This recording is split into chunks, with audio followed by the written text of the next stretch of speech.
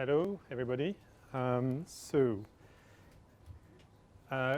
Quick introduction about myself. So my name is Ulrich Zink. I work for Oracle, and I'm working on analytical solution, mostly for the analysis of risks in the financial industry. I've got a side interest in graph data, and I'm pursuing a master's degree at Queen Mary.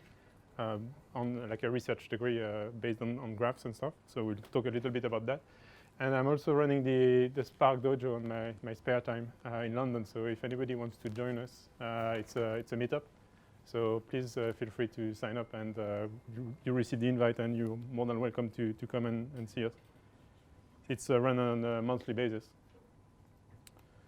So what we're going to do today, so the objective is try to see how we can use big data appliances or big data frameworks to solve kind of business problems, and how do you communicate your results once you've processed some data through a big data framework, meaning mostly Hadoop and Spark.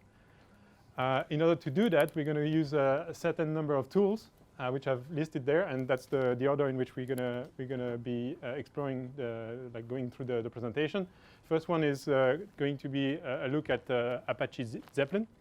I'm sure most of you are familiar with Jupyter, and it's kind of an alternative. It's like a notebook. So we're gonna have some slight differences. So we'll see what those differences are and how you can use it for communicating your results. We'll also be using Pyspark, obviously, within Zeppelin, and then a couple of graphic libraries. So one is Bokeh, which I like a lot for the reason I'm going to explain, but we'll be also using some others. And finally, we'll be creating an application. So how you can actually create like a web app with your website, your data server being the Spark application. So rather than using a database, you'd be using Spark as your data management system. Oh yeah. So yeah, obviously all the code, the presentation, and everything is going to be posted online afterwards. I'll give the link to the organizers, and the idea is that initially I didn't realize that there would be so many people, but I was planning on doing like an hands-on tutorial. So I was going to give a VM to everybody, but I don't see how I can do that now. So, but the VM itself with all the code and everything would be online, and you would be able to download it. So straight on to Zeppelin. And yeah, and if you got any questions anytime, please do ask, because I think the more interactive it is, the better. So you don't have this online yet, because otherwise I could put the link in Slack. No, sorry. No. All right, no worries. Just asking.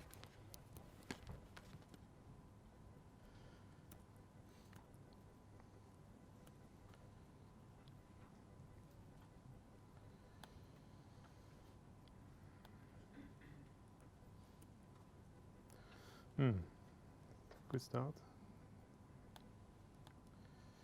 There you go.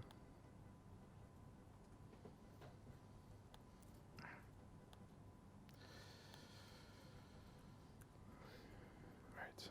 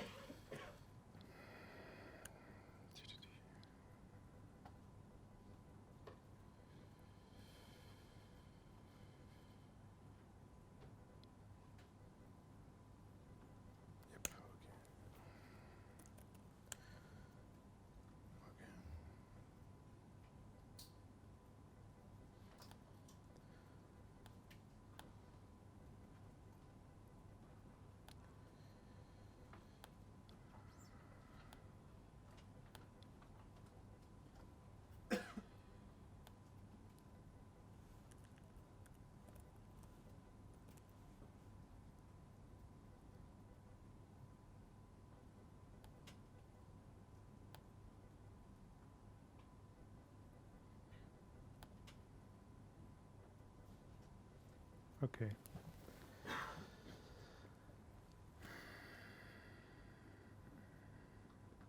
Does anybody know how to stop Cherry Pie, the services? Nope. Okay.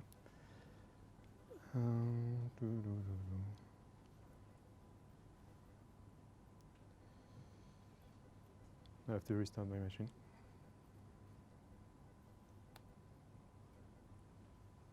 I've got a conflict in IP because they are both using the same IP address, the same port.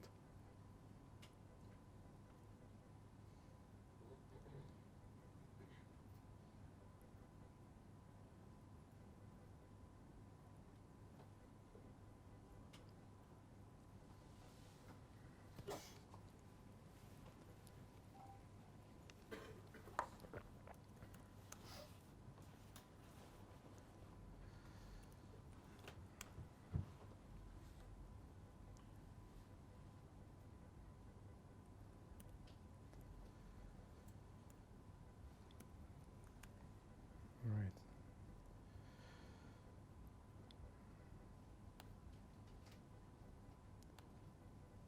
Yes. Right. Can you see something? Yes. Should it be bigger? Yeah? Can I increase the size?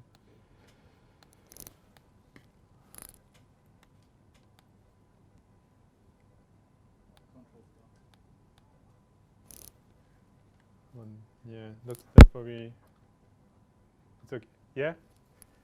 Right. So what were we looking at now? It's Zeppelin, which is, as I said, a notebook. And it's got similar, lots of kind of similar characteristics to any other notebooks.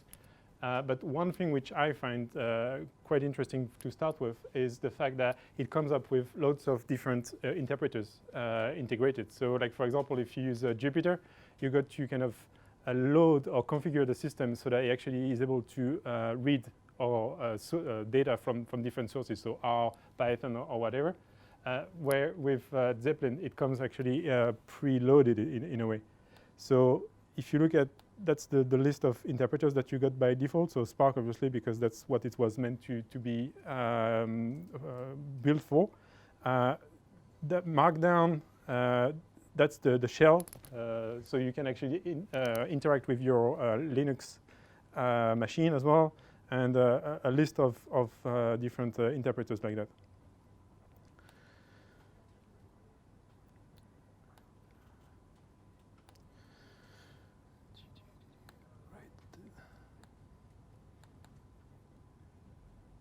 Right. So because it's meant to work for Spark, that's like if you type without making any comments at the beginning, then the Zeppelin assumes that you are going to write in Scala. So like, for example, that is in Scala, and you just execute and you get your results. So I mean, it's as you would expect. By putting like a little dollar sign, percentage sign, sorry, that opens a different interpreter. So like, for example, here is the shell. So that's what I was saying earlier. You're able to interact with your Linux machine straight away. And for example, if you want to download something or if you want to access your Hadoop server or something, you can do that straight from the notebook. Similarly, for Python, for Pyspark, you just have to put that dollar sign and then Pyspark, and then you are into your Pyspark environment. So again, again, just to execute, either you press that or you got a Shift Enter. You can do some interesting stuff with Markdown. So yeah, that's the similar approach. You just declare that you want to write something in Markdown, and then you can just execute it, and you get the Markdown text. So if you want to do a nice presentation, a nice layout to tell a story, you could use that. But you don't necessarily have to, because you got the option as well in the settings to create a title. So you could, if you want something pretty simple like that, you can just go and say, okay, I want to write a title, and it would give you something like that. You got the option to hide or to show the code or the results, so both of them. And another thing that I like a lot is that you can actually create a web frame. So say, for example, you've created that graph and you want to publish it to your colleague or something. You can go there and then say link to the paragraph. And that creates like a web frame. And then you can share that URL to anybody, and they would be able to access the results of that particular cell. Obviously, that's a graph because that would be the most obvious reason why you would want to do that. But if it's a result which is numerical or some characters, you can well do that as well. Just a URL to that little cell within your notebook. With that URL, if you've got a local server, yeah. The URL it's created there, was that the system if you close it? No. If I close Zeppelin, yeah. No, it would die. Because the server is... Yeah, I mean, if you set it up, if you shut it down, start it up. No, it would probably generate it. I don't know, I haven't tried it, but I would think the URL is generated as you create the link. So when I say, so when you create the cell rather, so your question is, close it down and restart Zeppelin. Would the URL be still there? I don't think so. Because, well, technically yes, but in practice probably not, because you would probably rerun the notebook. Yeah. And if you rerun the notebook, I would think you change the URL. So as long as you don't rerun the notebook, I would think yes, but yeah. Right. So that's a couple of features. Yeah, so the next feature is the graphic and the visualization capabilities. Because it's almost like it's Spark SQL native. What that means is that you can generate some data. So that's that example. You generate a data set, and that data set is straight away organized into a table. And from that table, by default, as soon as you generate some SQL code, Spark SQL, you are able to then have to create some graphs from it. And those are the default options, but some people have created some extensions. So if you are really interested, you can actually go online and add some more graphs. But by default, you got pie charts, whatever they're called, scatter plots, and so on and so forth. So that's, but yeah, so you can do that. Or for that one, it's not very relevant. Yeah, all those type of things.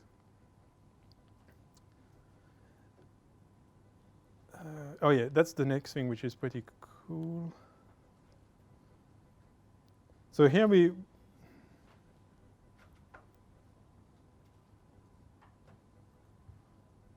because I don't have internet. Yeah, okay, great.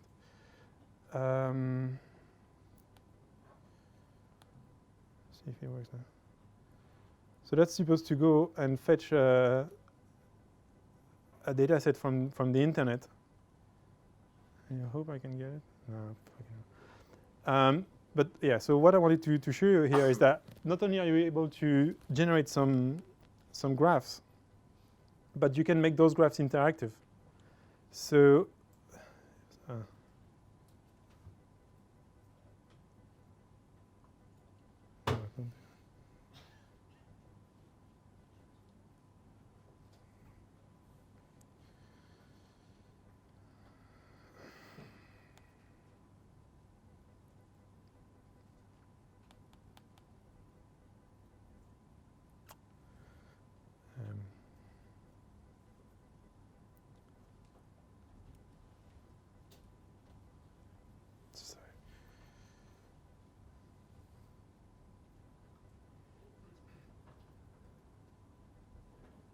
I'm very sorry. So what I mean by doing those, making those graph interactive, when you create your script in Spark SQL, you just put, again, another declaration, and then you make that input a variable. And then the Zeppelin knows to create a field that when you produce the graph becomes a variable. And when as you change the variable, the graph changes, obviously.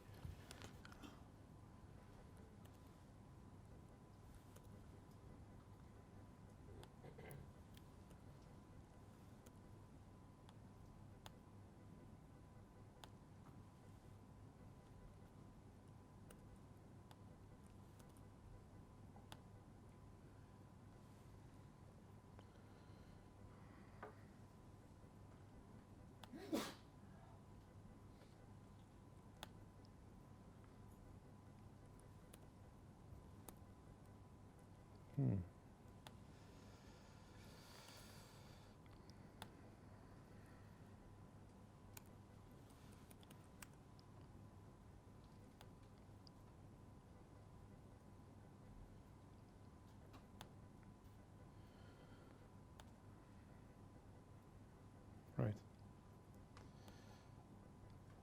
So,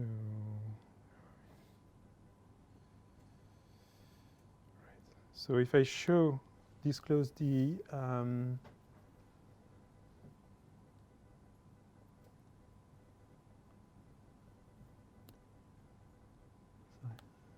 right.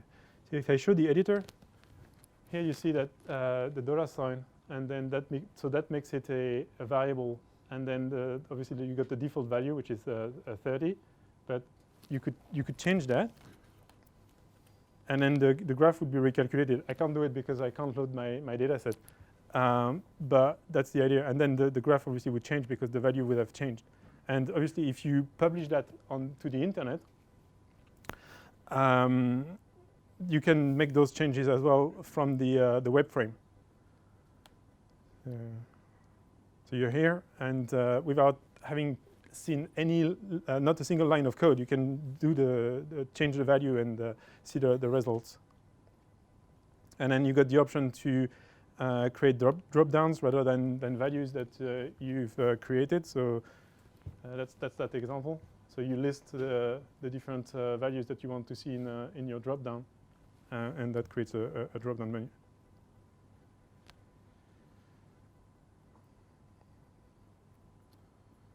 That's another example.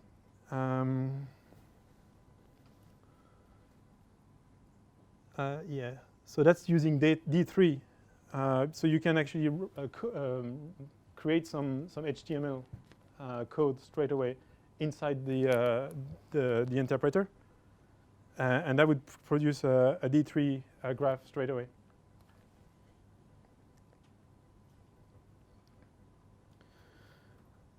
The next example was just a word count. So I think we're going to pass on that one, and then you would see the results as a graph. And then so that's just an example for Pyspark. So we're going to see a couple of options. Just using the basic the default library, you can run that code, for example. And then the result would display underneath inline. I mean, as you would expect from any notebook anyway. Again, using Matplotlib. So again, the only thing you get to do is you just declare that you were going to be using Pyspark, and in that case, it's only Spark. There is not even any Python in there. Any Spark in there. It's pure Python.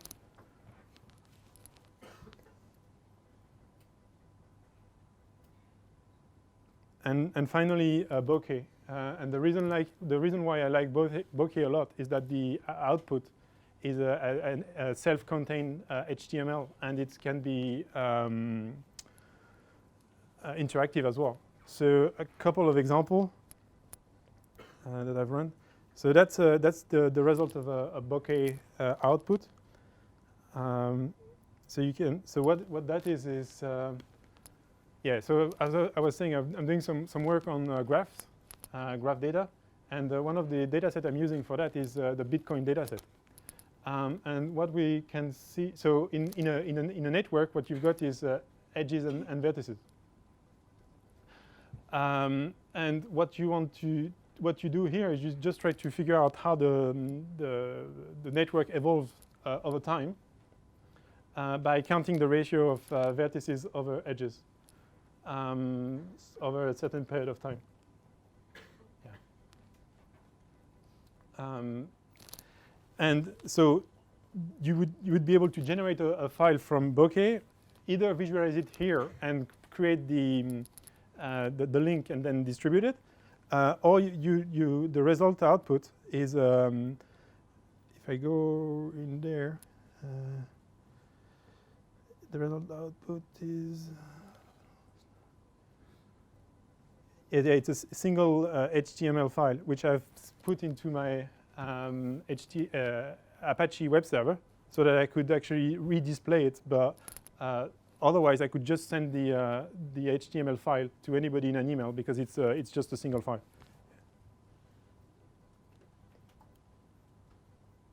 And that was all generated by Python and using Pyspark because the data set is in Spark. So I did the calculation of edges and vertices using Pyspark.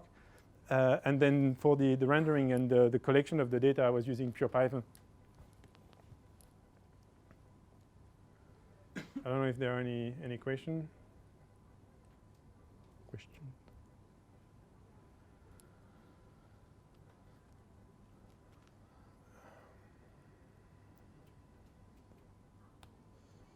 Right. Otherwise, we can just go back to the next part. So we've seen a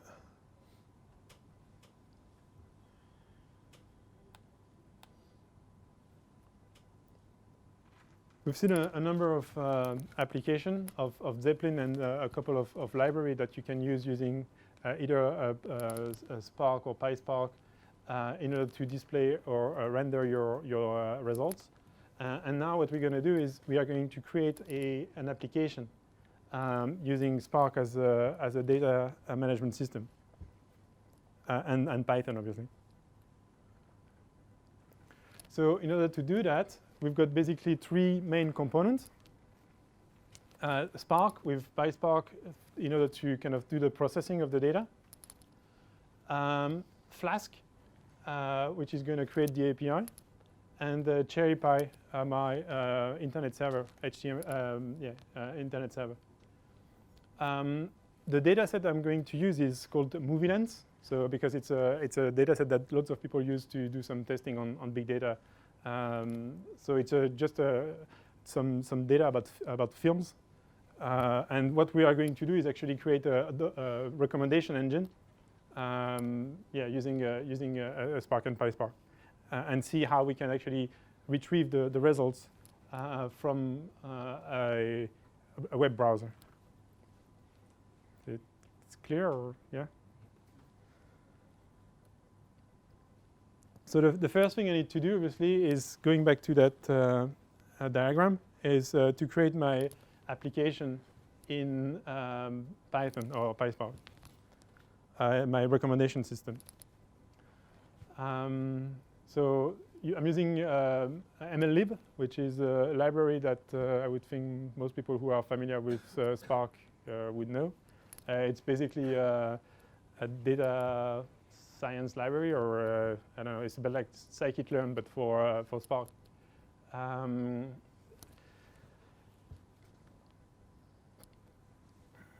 And then I obviously import the data set. Which includes data about movies, as I was saying, and the rating from different users. And then the idea is to figure out, based on the characteristics that are as an input, which movie would I recommend to the user.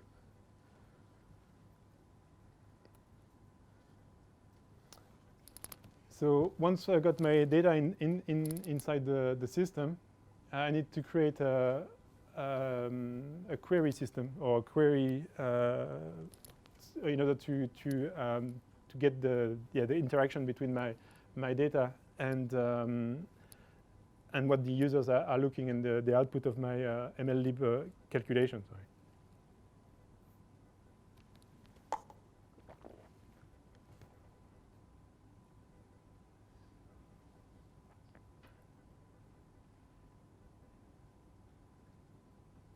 So what the data that I'm coming in, coming in is the sort of the raw rating for each of the movies, and then as an input I give the preference of the user, and as an output it gives me the list of films that are relevant for that particular user.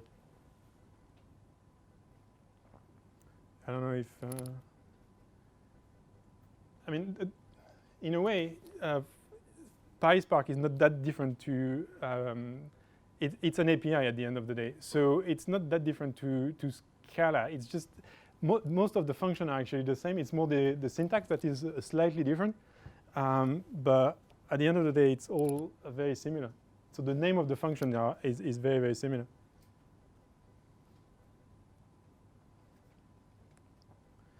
And then, so once I've done that, so I've got my recommendation system running as like independently within Pyspark. I need to create my API in order to kind of get that interaction between my browser and my recommendation system.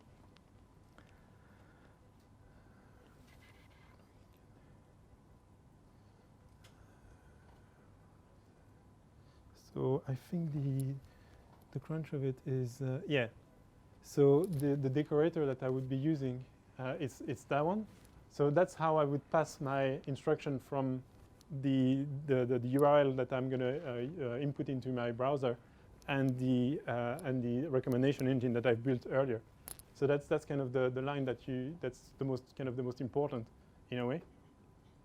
And those are the type of query that I've created. So for each of the query that are in the recommendation system, I need to create a function that is going to kind of link up my web browser and my recommendation system. And that there is just about creating like a template for the restitution of the results. Because at the end, I'm getting a JSON file.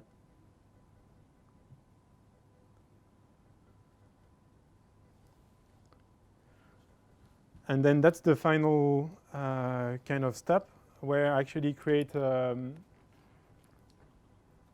web server. So that's where I'm going to put all my HTML data, all my my web files in order to get the front end running. And those are obviously the two files that I've created earlier. Sorry. So that's one is the API, and the other one is the engine that I've created in Pyspark.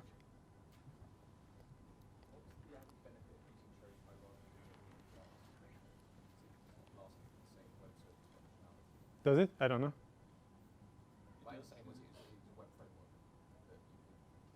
Because I've always been using Flask as an API. Is kind of let's say. But I never used it as a web server. So I'm sure it's possible to do it as a web server as well.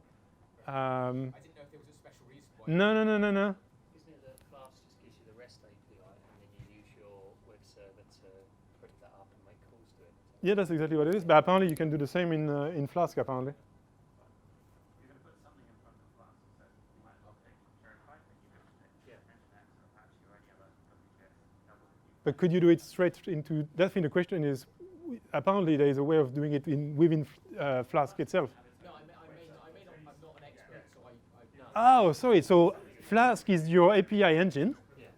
and you need some web server to kind of make the whole mechanics running. I've seen the two being discussed, cherry pie and Flask, and the same discussions.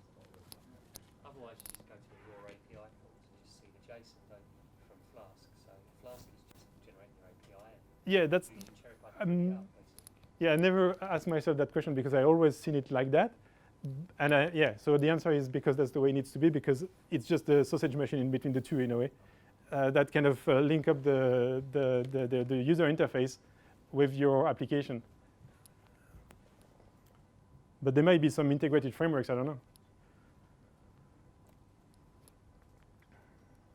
And then yes, obviously you have to. That's where you. That's in a way an answer to your question, because CherryPy would actually determine the channels and the ports and the kind of the connection that you would require to run your to plug your front end web browser page or HTML page.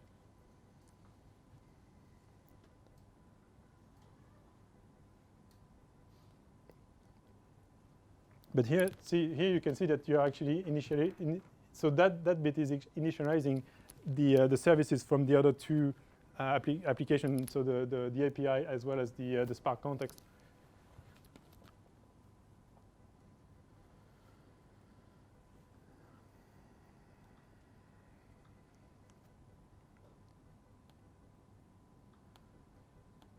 Right. So,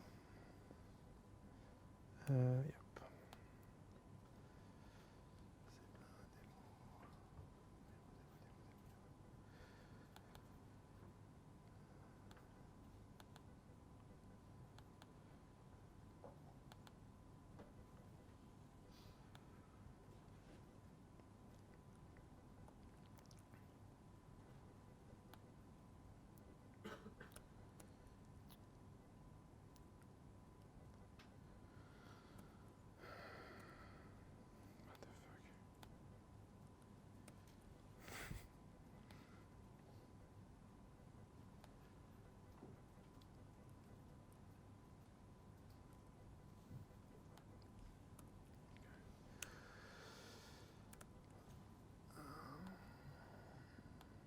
So yeah, that just gives you an idea about the three files I was talking about.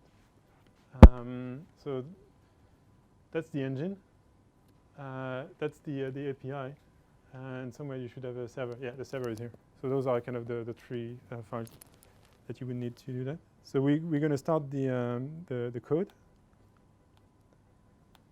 So you'll be using a Spark submit, which is the native function to start a Spark code in a standalone execution. And you can put a number of options. In particular, in that case, I'm running on a single node on my laptop here. But you could specify how much memory you want to allocate to the different nodes and so on. How many core do you want to allocate as well? That's where you would actually pass those information. And then here, you start your server from there.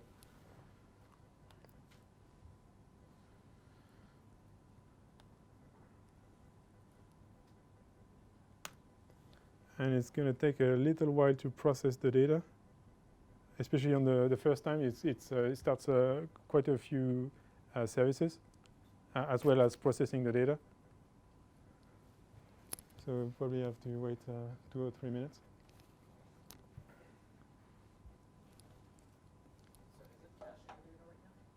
No.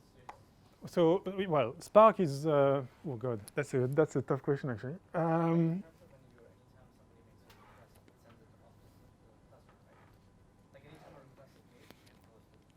So the idea is that because Spark is lazy, as long as there is a memory in the system, each time you call an object, and providing that there is some processing into that object, then it would be stored in memory. So from there, if there is not enough memory anymore, when you call a new one, obviously that is going to be your previous object is going to be deleted, right? But there are options to actually keep stuff, so cache the object that you've created. So if you, so in order to be more, so those, like for example, if you have a long process and then you got the result at the end, and that you're going to query that result repeatedly with the API, for example, then it would make sense to cache that, and that would be stored in memory, and you would have to rerun all the service. I mean, but here it's doing far more than that, because it's actually starting the web service, the API, it's starting Spark as well, and then it's running a first set of the code to actually create that data set, that result data set that we are then going to be able to query to get our recommendation. So there is far more happening than just caching some data here.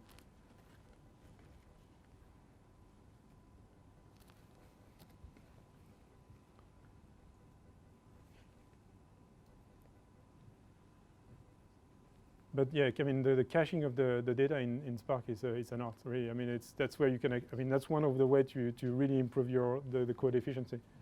There are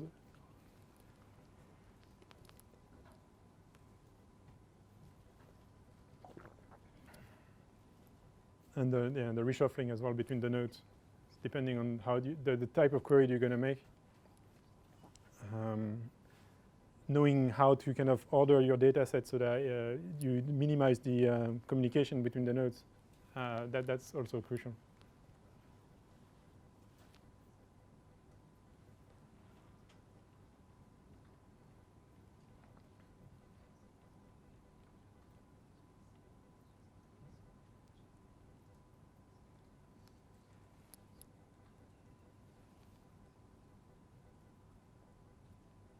You're preparing a data set of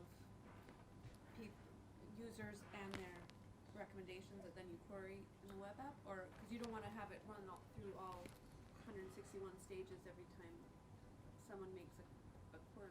That's right. So there's, okay, maybe you can open the error. Why is it giving me an error? Okay. If I open that file, I'm just trying to make sure. So that's the Flask app.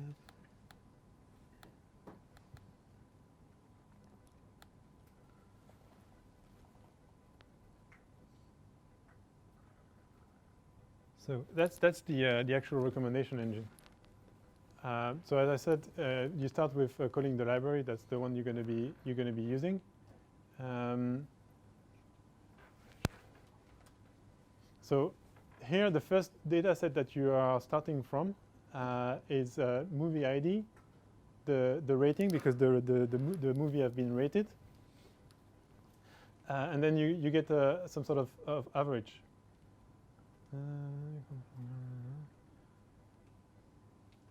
So give me one sec.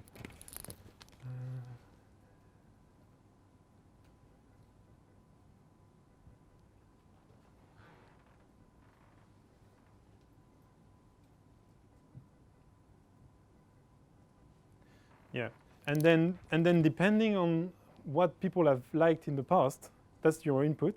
Then it gives you a ranking of suggestions as a return for that particular individual.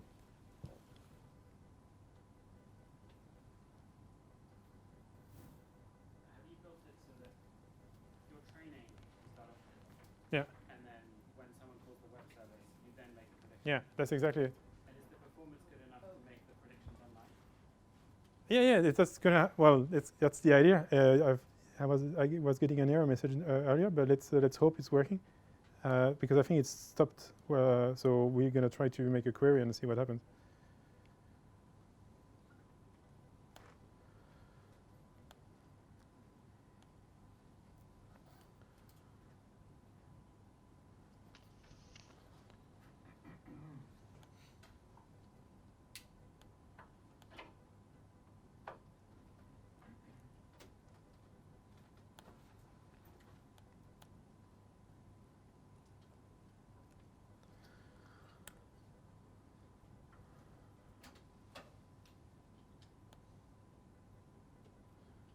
So yeah, the first one is always a little bit slow. Again, for the read, because it's calling a script. So here I'm going to get just that. Here there's no recommendation. It's just listing, because I've put one, the top movie in my database. So that's obviously the title of the movie. That's the rating of the movie, and that should be a reference, I think, the reference number. So, and as I change here, if I put like 5, it's going to give me the top 5. And it should be slightly quicker this time, hopefully. Yeah, there you go. So it's calling that in the application itself, there is a function that does exactly that. It's just a query function, and that's the result of that query function, which is passed through that API code. So you could put pretty much any. The idea is that you could. It's translating a function that you've created in MLlib in Spark into a web service. So what you query and what you could get out of that data set is down to you, really, and whatever you created. I don't know if we can try that one, which is based on movie ID, sorry, which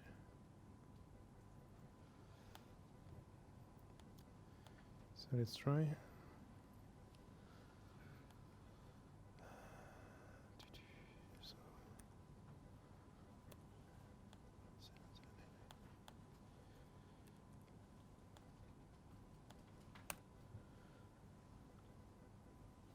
Whether it's going to return the movie or not, I don't know.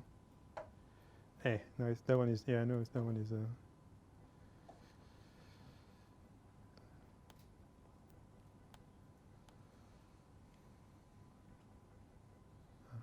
Probably.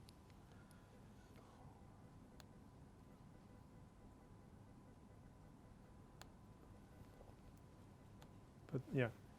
Are there any questions? No.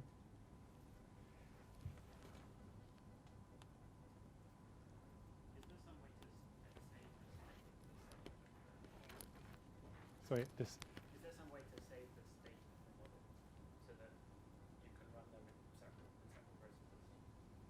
So you spend a while training your model. Oh yeah, yeah. And then you run your predictions. So absolutely. Offline and then Absolutely, no, definitively. So that's a kind of a standard Spark practice, right? So yeah. Well, so okay. If you do a linear regression, right? That's probably not a very good example, but anyway. So you've got a training data set, and you want to infer the result of a test set based on the training that you've done. Well, you create an object which includes the parameters of whatever algorithm that you are trying to use to get the results on your test set, result set or whatever. And you can actually aggregate that into a single format. So it becomes an object, if you like. So say, so actually that's a pretty standard way of doing it. So say you got 3 variables. And then as a result of your training, variable A needs to be set at whatever value, B at whatever value, whether it's a percentage or whatever, and C at another value. When you get your new data coming in, depending on the value of those 3 variables, is going to be, for example, if it's like a simple sorting mechanism, and you know that you've assigned, so you would have the type of algorithm, the value of each variables, and then that would be an input into your system so that you don't have to rerun the. Yeah, that's definitively a very standard way of doing things.